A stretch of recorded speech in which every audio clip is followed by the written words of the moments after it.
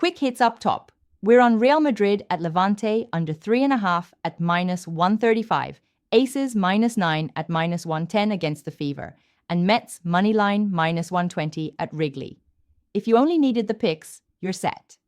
If you want to know why the math likes them, let's get to work. Real Madrid at Levante under 3.5. Everyone sees goals when Madrid show up, and the market inflated that number like a parade balloon. 3.5 means you need 4 to lose.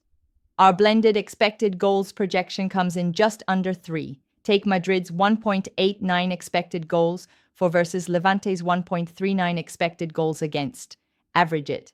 Then Levante's 1.53 against Madrid's 1.09, average again. Add them, and you get a total close to 2.95. That's not romance, that's arithmetic. The schedule sets the tone. Madrid are wedged into a midweek away match with the derby looming this weekend and a long flight right after. That's a classic minutes management spot.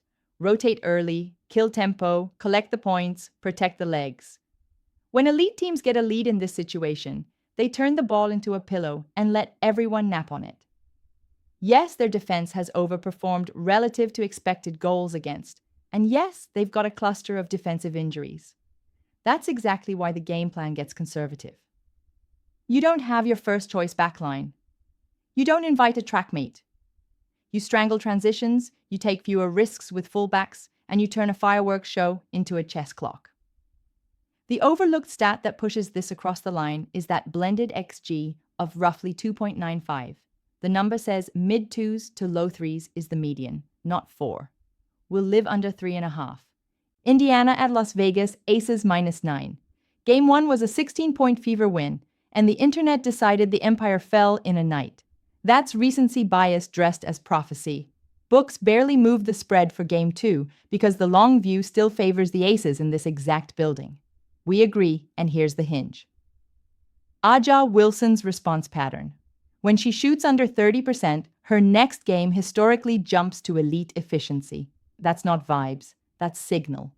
You're buying the best player in the series in a must-win at home with a documented bounce-back profile.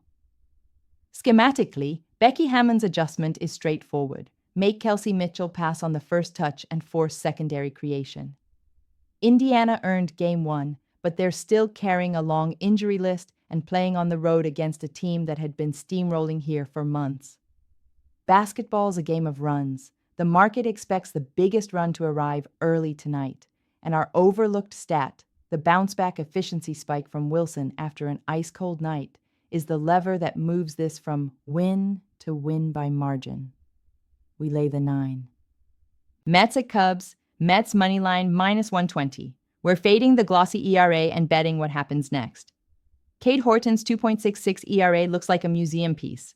The predictive glass says handle with care. His fielding independent pitching sits in the mid-3s. His expected ERA is even higher. The strikeout rate is only about 20%, and the barrel rate is nearly 10%. That is the pitching version of leaving your front door unlocked with a cheesecake on the windowsill. If you're not missing bats and you're giving up ideal contact, regression doesn't send a save the date. On the other side, David Peterson's surface numbers have taken a beating, but the ground ball rate is elite, and the FIP is friendlier than the ERA. That profile ages well in Wrigley, especially against a lineup that's been cooling and has less to play for with October already booked.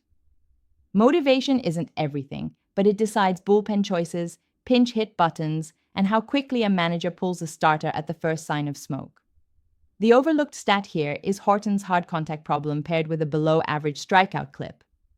When you match that with a Mets lineup that thrives against right-handed pitching, you get the cleaner side of a messy coin flip. We ride New York. To recap the day, under 3.5 Madrid Levante, Aces -9, Mets to win. A horse and a turtle both have 4 legs. Only one wins the derby. Let's be the horse.